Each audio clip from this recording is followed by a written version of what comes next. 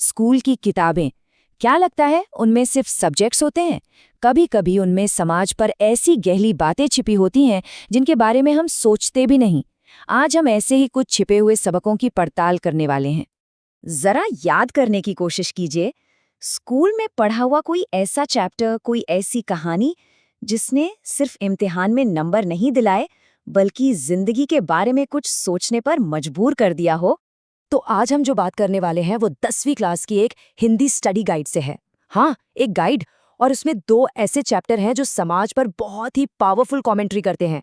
ठीक है, तो सबसे पहले उस थ्योरी को समझते हैं जो इस पूरी बातचीत की नींव है। और ये विचार हैं डॉक्टर भीमराव अंबेडकर के, जिन्होंने भारत का संविधान बनाने में एक बहुत बड़ा रोल निभाया और जाति व्यवस्था पर एक जबरदस्त आलोचना पेश की। अच्छा, ये जानना भी बड़ा दिलचस्प है कि उस वक्त जाति प्रथा के सपोर्टर्स क्या तर्क देते थे। उनका कहना था कि ये तो बस काम का बंटवारा है, मतलब डिवीजन ऑफ लेबर, ताकि समाज अच्छे से चल सके। इसमें भला क्या बुराई है? लेकिन अंबेडकर ने इस तर्क को सिरे से खारिज कर दिया। उनका पॉइंट बहुत साफ था। उन्होंने कहा कि ये सिर्फ काम का बंटवारा नहीं है, ये तो काम करने वालों का बंटवारा है। ये लोगों को एक दूसरे से बांट देती है। देखिए, अंबेडकर की आपत्तियां बहुत सीधी और साफ थीं। पहली बात, ये सिस्टम लोगों को ऊंच और नीच में बांटता है, जो कि बिल्कुल भी नेचुरल नहीं है। दूसरी बात, ये सीधे सीधे बेरोजगारी को जन्म देता है। कैसे? क्योंकि ये किसी को भी अपना पुश्तैनी काम छोड़कर अपनी पसंद या हुनर का काम करने ही नहीं देता।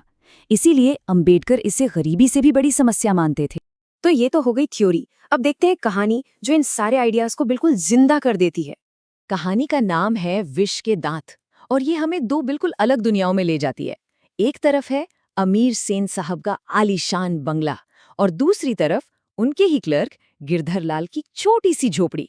बंगले में रहता है बिगड़ा हुआ बेटा काशू, और झोपड़ी में पलता है गिरधर लाल का बेटा मदन। और यहीं से कहानी में टकराव की शुरुआत होती है। और सेन साहब के घर में भी ना एक अजीब सा डबल स्टैंडर्ड था। उनकी 5 बेटियों के लिए तो हर चीज के नियम थे, सख्त नियम। लेकिन उनके लाडले बेटे काशू के लिए कोई नियम कानून था ही नहीं। वो हर रूल का अपवाद था। यहीं पर दिखता है वो गहरा भेदभाव जो अमीर लोग गरीबों के लिए रखते हैं। सेन साहब जब मदन को देखते हैं तो क्या कहते हैं? कहते हैं, ऐसे ही लड़के तो आगे चलकर चोर डाकू बनते हैं। मतलब बिला को जाने समझे पहले ही फैसला सुना दिया। और अब कहानी पहुंचती है अपने क्लाइमैक्स पर, वो मोड़ जहां थियोरी और असल जिंदगी आमने सामने आ जाते हैं। और लड़ाई की वजह बहुत ही मामूली सी, बस एक लट्टू का खेल। काशू को, जिसे हर चीज हासिल करने की आदत है, वो लट्टू चाहिए, लेकिन मदन साफ मना कर देता है। और बस वो जो छोटा सा झगड़ा था, वो अब सिर्फ 2 बच्चों का झगड़ा नहीं रहता।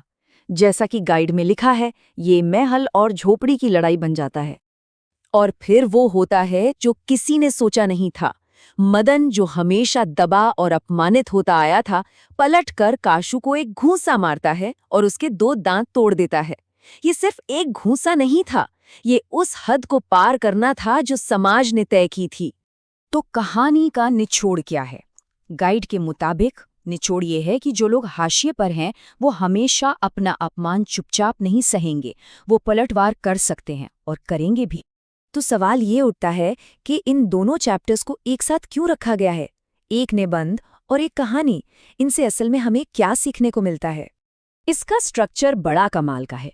एक तरफ अंबेडकर का निबंध हमें सामाजिक बंटवारे की थ्योरी और उसके खिलाफ तर्क देता है, और दूसरी तरफ विष के दांत कहानी उसी थ्योरी की वजह से इंसानों को क्या कीमत चुकानी पड़ती है वो दिखाती है। और यही तो लिटरेचर की, साहित्य की ताकत है। ये चैप्टर सिर्फ हिंदी सिखाने के लिए नहीं है, ये समाज को आईना दिखाते हैं, ताकि हम अपनी हकीकत से, अपने अंदर के विरोधाभासों से रूबरू हो सके।